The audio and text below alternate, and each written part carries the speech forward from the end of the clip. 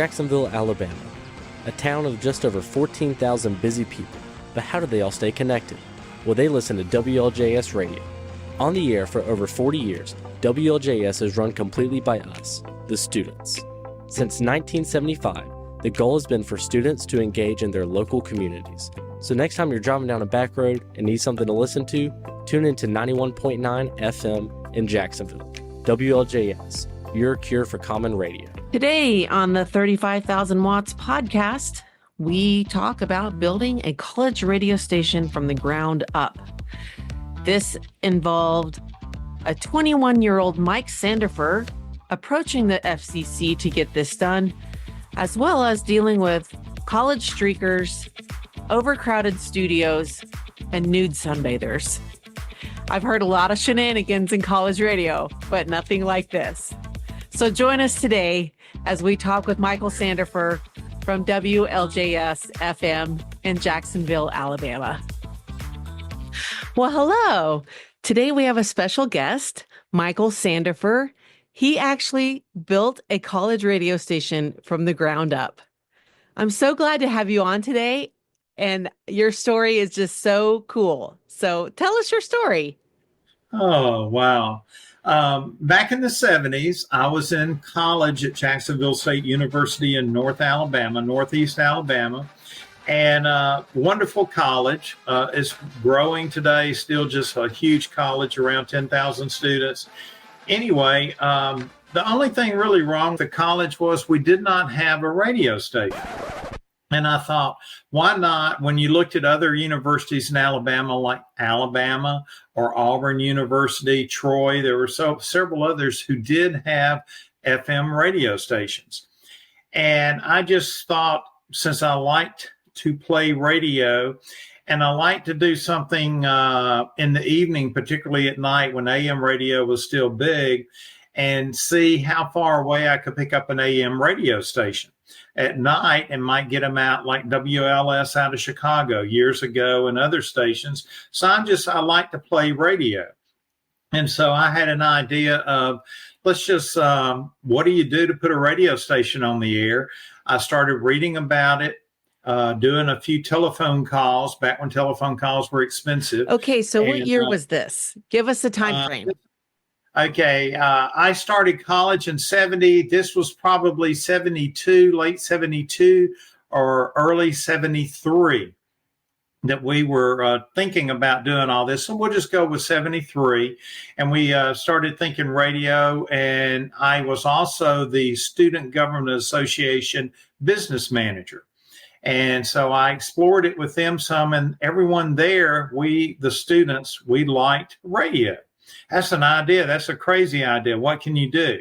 So that was kind of my project to see what we could do. And I figured out by finding it, but I got the application process together and hand filled in an application for a construction permit for a new radio.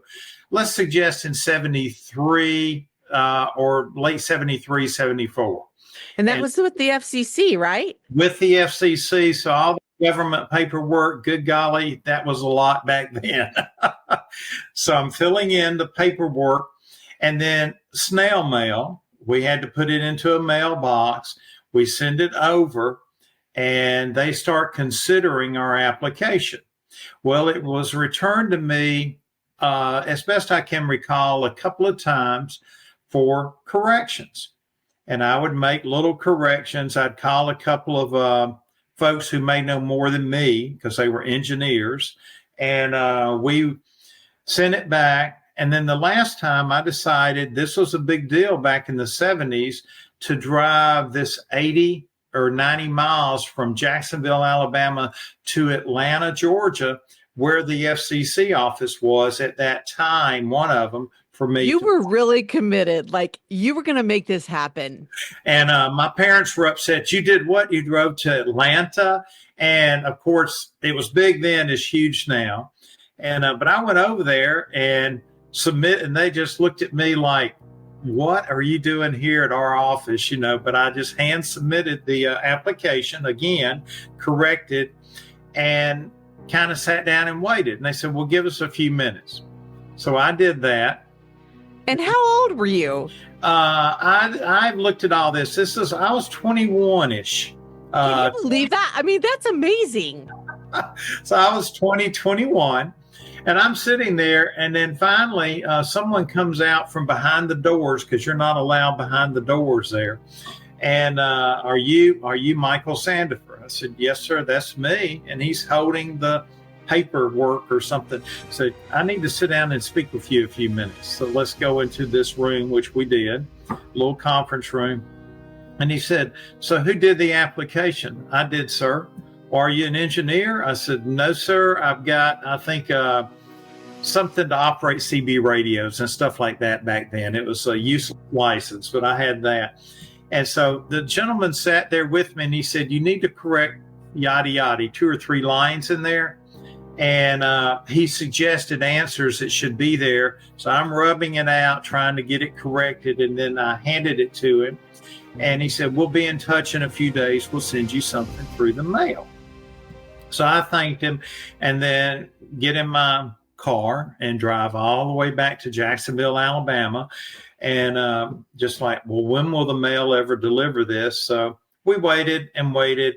And honestly, 2-ish weeks to 3 weeks later, in the mail coming to my trailer, because I'm living just in a mobile trailer in college, just trying to get by, I get something from the FCC. It's all on the envelope, and it's like, oh, this is it. I hope this is good news.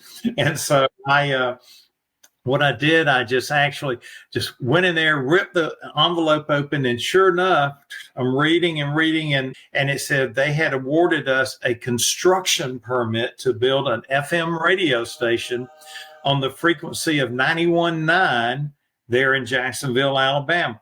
So I think it had to sink in. I'm just going crazy. So you're ecstatic about this. And then what happened? What'd you do next? I might have skipped a class, but I deliberately got out and went straight to the president of the university's office. And they were like, well, you have to have an appointment. No, ma'am, I need to go in right now. So I just charged right into Dr. Stone's office, waving this piece of paper. I said, we've got a construction permit. And so when he got me to settle down some, he's like, so what are you talking about? Well, sir, you said you wanted to build a radio station. That would be good if Jacksonville State had one. So guess what? We now have 9 months, and I made that up, but 9 months to build a radio station and get it on the air. And it just finally sunk in. So we're going to have a radio station. I said, yes, sir. Here in a few months, we will have a radio station. So we've got a lot to do. And I said, our administrative building at that time was Bibb Graves Hall. That's where the president's office was and everything. So I had listed that building as where the studio would be on all of this paperwork with the FCC. And he just really, so we've got to give you, yes, sir, we need a small office here that we can turn into a studio. And so he's just, we'll have to get Dr. So-and-so and all these execs in there. And and I said, and FYI, just to let you know, we're going to put the antenna on the tallest building here on campus, which was across the street from Bibb Graves Hall. It was Houston Cole Library. It was 12 or so stories tall. What? We can't put anything. That's our new library. We're just going to put a little tower up there and put the antenna on the side of it and all. So in your FCC application, did you have to pick call letters first, or was it get the construction permit and then decide your call letters? Well, and about the call letters, as we're going to put it into this real quick, we sat around my trailer and came up with a list of call letters you could submit requests. And we got the first one that we wanted. And it represents something even today that I have to continue to remind the university. But we got the call letters WLJS. And what we were wanting that one so much for, and they were not in use at the time because I was checking and looking and all, we love Jacksonville State, or Jack State is what they call it. So we got those 4 letters, and it represents we love Jack State. So we got our call letters. So we had a whopping 10-watt transmitter. We were going to put in a 3-bay FM antenna. So we had a ERP of like 13.5 watts or something. Not a lot of power. And explain what that means to somebody that doesn't know what that means. Effective radiated power with the 3 bays, it would up the 10 watts up to essentially you're like at 13 watts, 13 and a half watts.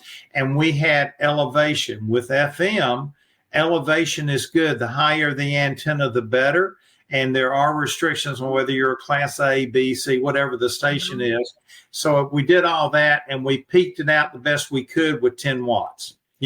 So you're thinking of going on the air with an FM station in the midst of all the AM powerhouse stations at that time. And a lot of the college radio stations at that time were either carrier current or AM, but you're like, we're coming out of the gate with FM. I wanted to go FM. I was enjoying what little bit I was hearing on FM stations, how the sound, the quality, no static when you're having, say, thunder and lightning outside. And I was enjoying what I was seeing. And I don't want to say I was looking into the future, but I think this is a direction to go instead of trying to build an AM station. Yeah, exactly. And so, and a couple of the universities had FM radio stations. So got busy. I got with our maintenance department. They gave us a office there in Bill Graves Hall. And so I've got this large office to convert into, we had 2 studios, actually, an on-air studio and a production studio, and then 3 or 4 little offices for all of us to sit in when we're doing our business and all. So you had nothing to start with. How did you get, the studio equipment and stuff that you needed? Then I started the seeking of stuff. We need a lot of money. We need this. The university still hadn't made up their mind as to if they had any money to give us. Right. But I went out, and my career over these past 50 years has been a lot of salesmanship. I've been selling franchises and things like this, but I started back then selling the idea of, would you like to support Jacksonville State University? We're building a radio station. And so a company in Anniston, Alabama, in the same county, not far from Jacksonville, McCord Communications did a lot of stuff in eastern Alabama with communications, putting towers up and stuff to help companies communicate before we all had, the nice cell phones. And I got down there and I met with them, and they said, we'll be happy to donate a 45-foot tower on top of Houston Cole Library, and we will install it, all of that. Put that up. That's awesome. So I went in again to interrupt Dr. Stone, but let him know we just gotten a major thing here being donated, and we got us a 45-foot tower. It doesn't sound tall, but our average height above average terrain was really pretty good when we were up there, and we're just going to cover 10 miles best out around the station. And so had that going underway. And then I just started going from radio station to radio station. Hey, introduce myself. Here's what we've got going on. I'd always have a copy of the construction permit. We're building a radio station. We need an audio board. We need, back then, not cassette tapes, but the little tape machines that would play music. We need turntables. I'm just looking for any extra equipment you might have. And different stations donated things. So McCord Communications donated this tower that you were going to put on your tallest building, and you could already tell that Dr. Stone wasn't too thrilled about that. Now, one thing that the McCord Communications people said, we're going to have to put lights on your tower, and you've got to have 2 side lights, and you've got to have a beacon on top. And we don't have that. So see if you can find it. I actually found a radio station over in Arab, Alabama. They had a beacon sitting there. So I got it. They helped me load it. That thing has two 300-watt bulbs in it. And I get that. And they said, oh, yeah, we got some side lights here. So anyway, I get it all in the car and get it home. And that night I'm calling friends and I'm saying, come on over to my trailer and we'll have a beer. Okay. And I get there. What's glowing in your trailer? I fixed that light up and plugged it into the wall. So 600-watt bulbs are just boom. My gosh. And so we got to do that for a couple of nights. And then McCord said, if you'll get it to the library, we'll get it up on top of the tower for you. But I had two or three nights. We had a good time. I want to go see what's going on in that trailer. This red light. Yeah, it's now the party trailer. And it was a lot of fun. So they got the tower finished. Okay, so you're like a business student, and there's no mass comm department or journalism department at Jacksonville State University at this point. Every radio station has to have an engineer on duty. So what did you do about finding an engineer? Then I met a gentleman, I'm going to suggest his name was Larry Hughes, who had a engineering license, and he was going to Jacksonville State University, and he'd heard the rumor that we were building a station. And so I said, well, can you just help us? So he started helping. He lived out of town in Birmingham, Alabama, but he would come up there to class 2 or 3 days a week. And so as we began to get money to buy some of the equipment we needed, like a new antenna, a new transmitter, boy, a 10-watt transmitter wasn't big, but anyway, we get some of this stuff in. So we started working to install equipment, and we had enough equipment to install the on-air studio.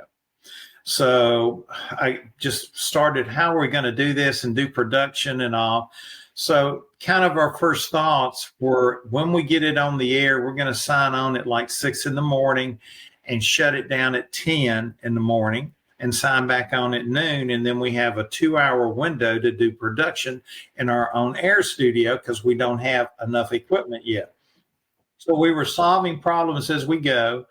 Then came the question to me. Larry's like, I'm going to need some help. You and I need to climb this little 45-foot tower and put these 3 FM bays up, hook up, the coax and everything to it, and get that up there. So here I am up there swinging around on this short tower, wind blowing and like just holding on. Just, oh my gosh. No OSHA standards. Yeah. Imagine. Just two crazy college kids climbing this tower. And was there a safety belt on us? No. Safety belt's your hands. You're just. But we get the antenna up, and then the process just continues to build this, do that, work on this at the studio over the course of several weeks. So I'm just going to say several weeks. I'm going to probably a couple of 3 months. It took a while. And we just keep on working it. So you're going to bring on people that are going to be DJs, these college kids, and just throw them on the air? Like, how did you do any training? It's something that's interesting to note. Back then, and a lot of towns may still have it, you had cable. You were a big wheel if you had cable instead of a TV antenna to see the TV stations on cable. Well, all the cable stations here, it seemed like in where I grew up, you had an information channel or something that always played background music. So we hooked up with the local cable company and said, we're putting a radio station on the air. It's going to be a few more weeks, but we wouldn't mind going ahead and providing music and just carrying on. So prior to us going live and going on the air, we were practicing on the cable. You could tune us in on, let's say, channel 3 or wherever it was on the TV. So you could tune us in, and there we are learning how to be a radio disc jockey and hello and all, and try to talk the radio voice and trying to sound as professional as possible. That was really smart. Yeah. So we had a chance to practice. Yeah. And so anyway, once we got the station kind of close to getting ready, myself and the engineer, one day we're working, doing stuff all over, either up at the antenna or the transmitter or down in the studio, back and forth. And back then you linked the studio with us, we linked it from the studio up to the transmitter with a telephone line. You didn't have the STLs and the nice stuff now. And so the engineer and I, Larry and I, are there working. He said, you stay down in the studio and we're talking to each other on a corded phone. You know, you didn't have your nice cell phones. You're talking to them on a corded phone. And do this, turn this switch on, do that, play with this. Okay. And he's up there flipping switches and all around the transmitter and all. And it's around 2:30 in the morning. And and I'm talking to him and he's like, well, put your headsets on. Well, okay. So I kind of had them on, still trying to hold the telephone up there and all. And he said, okay, do this, do that. And I started hearing something in the headsets. And I'm like, oh, really? And I looked at him, what? And he said, Mike, we are now on the air. I'm like, damn, it works. Excuse my French, but those are I love it. Damn, it works. And and I'll tell that story in a minute, but it's like, oh my gosh. So we did that. And then I'm like, oh, why did I just say a dirty word, first word ever transmitted? But no one's listening at 2:30 in the morning. Yeah. We're just You were in having the a good time. safe harbor hours. And there I am at 2:30 in the morning. And officially, I should have said, this is radio station WLJS signing on. And instead of saying, damn, it works, but it was just a blurb. And what was the first day? What was the first day that you said, damn, it works? I'm going to suggest that let's back up 3 days and say the 26th or let's say the 26th. It was probably a Friday that we actually said that at 2:30 in the morning. So Friday to Saturday in the morning. And I may be incorrect. Let me say it could have been a week prior or so because we had to get program authority from the FCC once we said the station was built. So I was waiting, and I think we'd already submitted that. And maybe we were testing everything. So let's just say we had the program authority, and we said, well, let's just start on a Monday. First day of the week, Sunday is, but Monday, first day of the week, we'll put it on the air. And on that year, in 1975, September the 29th was on a Monday. Interesting enough, just a tidbit, next year in 2025, September the 29th is on a Monday. So we're going to really blow out this 50th celebration. So we had our authorization to begin transmitting, broadcast authority and all. And so we received it let's say a week or so ahead of time.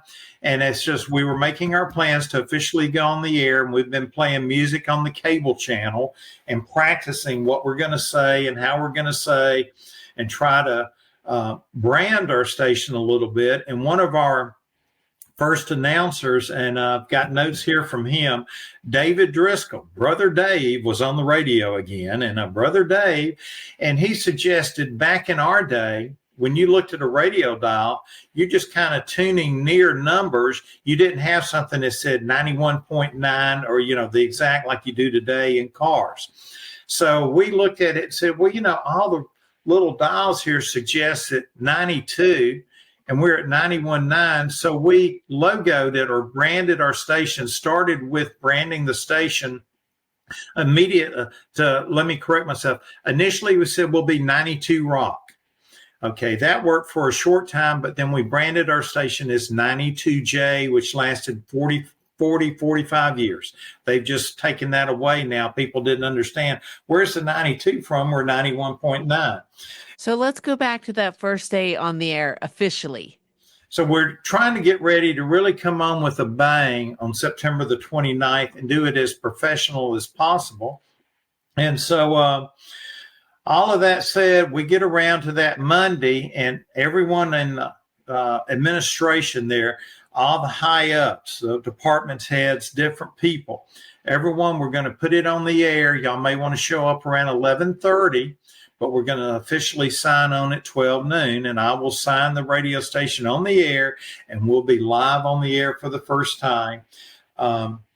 I cannot recall, I think I notified the campus newspaper, the Chanticleer, that this will be our first day of broadcast. So if they wanted to put something in the paper, I don't know if it made it or not, trying to remember right now, but we got ready. And on that Monday, people started flooding in, and in speaking with a couple of other people, Bob Waldrop, a couple of others working at the station, it's just a handful of us trying to run this thing. All of a sudden, the studio is so full that we need the students out of here. Mike can stay in here at the studio control board. So I was the only student in the studio, and all the administrative staff is all in there. And it's like, no good pressure. So we're getting ready, and it's getting close to 12 noon. I said, I'll have to do the official sign on like stations did back then. They still do today. And we got ready to put the thing on the air. So, but the studio was just full of bodies, and everyone's looking in through the window, the window. Like, yeah. And you've got to be standing there going, I can't believe this is happening. This is not. So I'm getting there, getting ready. And I said, okay, it looks like, looking at your watch and everything, it is 12 noon. So let's flip the switch. So I'm over there, boom, boom, boom, hearing it. And then I officially sign on the radio station. It went something like this. This is radio station WLJS, beginning another day of broadcast activity. WLJS is owned by the Board of Trustees of Jacksonville State University and is operated by and for the students of Jacksonville State University. Thank you for listening, and welcome to another day of broadcasting from 92J, or back then it was 92 Rock, my mistake. And then we were underway. And so we're just sitting there, and so I just want to introduce everyone in the studio here. We're going to be giving away some appreciation awards, and you'll hear from several of the folks in here, from Dr. Stone to others, as we move through this. And welcome to our first hour of broadcast. And so what we would like to do today is sign on with a song that we hope you all have heard. We're sure you have. And maybe they'll be playing this song a gazillion years from now. And so, ladies and gentlemen, this is Led Zeppelin's Stairway to Heaven.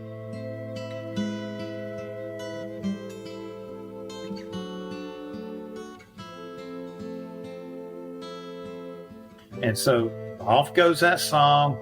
And from memory, I think it's 7.5 minutes long. And everyone's freaking out. How long is this song going to play? Well, they want to get on the air. They're getting all excited, and they're on the air. And I'm just sitting over there trying to make sure everything's right. Larry was up at the transmitter. He called me. It's running good. Everyone can hear you, So that was kind of the first few minutes. And then, by the way, back then, reel to reel. We had a reel to reel, and I was recording our first hour and a half of broadcast. So everybody, what's that thing running for? We're recording this. I still have it on CD. I'm going to transfer it to a flash drive at some point in time, but we've got the first hour and a half of recording. And Michael sent me the track. He did get that digitized and sent over to me. So let's take a listen. This is WLJS FM broadcasting on their first day on air, September 29th, 1975. For here are cuts from our first day's broadcast. Today's date, September 29, 1975. And Led Zeppelin was our first song played, Stairway to Heaven. 92 Rock, WLJS. Serving Jacksonville State University, 92 Rock, WLJS, Jacksonville. Michael Murphy on WLJS welcoming you into the first official day of broadcast. This is Michael D. Going to be with you until 2 o'clock. At 2, Brother Dave will be in. And now back to Michael's account of that first day in the studio. And finally, Dr. Stone, when are we going to get on the air? Come on, let me on the air. Anyway, so Dr. Stone, we want to thank you for this opportunity. We're awarding you this certificate of appreciation, thanking you for all you've done. And then I go around the room thanking people who had helped us, thanking McCord Communications, some of the other radio stations who had helped us to build this thing and get it on the air, handing out these certificates live on the air. And then did that, a good 10 or 15 minutes. Second song played was Buckingham Nicks, long before Fleetwood Mac, Lindsey Buckingham and Stevie Nicks, Frozen Love. was the second song played. So it played, and it just went on, and it just started just amazing what was happening with the station, how we were getting just wow, and then we started seeing something later that day that just kind of shocked us. Back then you had a telephone sitting on the desk, the studio, whatever, and you have lights on it, and people would call. Oh wow, I've got 2 or 3 lines lit up. Hello, Mike Sanderfer, WLJS. Can we request a song? So we started getting requests. So it's like, oh my, we have people listening to our radio station. This is good. Wow, that was a lot to learn about what it takes to build a college radio station literally from the ground up. I promise, yes, I do have nude sunbathers and streakers coming up in part 2. So we'll conclude part 1 here. Tune in for part 2 at your favorite place to listen to podcasts or at our website at 35000watts.com. Thank you for joining us today on the 35,000 Watts podcast, where we talk about the music, the culture, and the cool kids of college radio. If you'd like to be a guest on our podcast, please hit up our website at 35000watts.com. You'll find a feedback form there. Just fill that out, drop us a line, and myself or Michael Millard or anyone from the 35,000 Watts podcast and documentary will get back to you. Don't forget that you can find out more about the documentary online at our website, 35000watts.com. That's 35000 watts, WATTS.com, where we have really cool merchandise. Take a look at that. We've just launched some new merch for sale, and you can download the film. You can check out other podcasts and all sorts of other things related to what's going on in the world of college radio these days. We're also on all the socials, so give us a peek out there. Thanks for joining us. We'll see you next time. Or maybe we'll hear you next time. Or maybe you'll hear us next time. Keep it locked to the left, 35000watts.com.